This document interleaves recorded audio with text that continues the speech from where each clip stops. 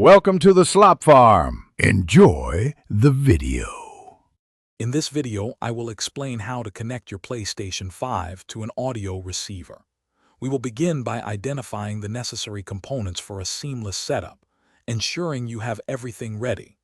Then, we will walk through the physical connections, guiding you from your console to your receiver, and finally to your television.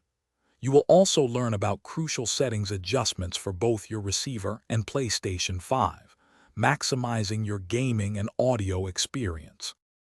Before starting, gather your essential equipment for a smooth setup.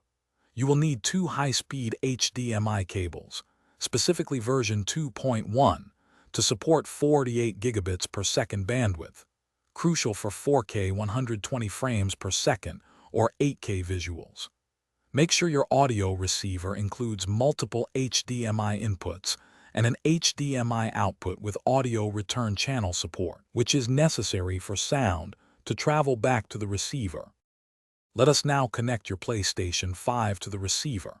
Take your first high-speed HDMI cable and firmly plug one end into the HDMI OUT port located on the back of your PlayStation 5.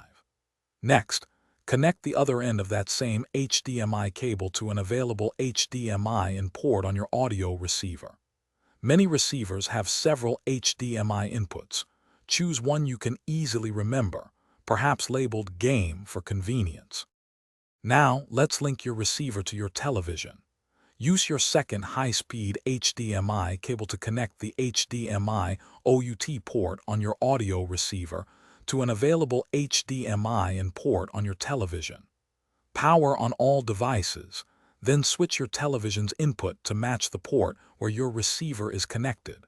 You may then navigate your receiver's on-screen menu, confirming the correct input source for the PlayStation 5 and adjusting initial volume levels. Thanks for watching. Consider subscribing if we helped you today.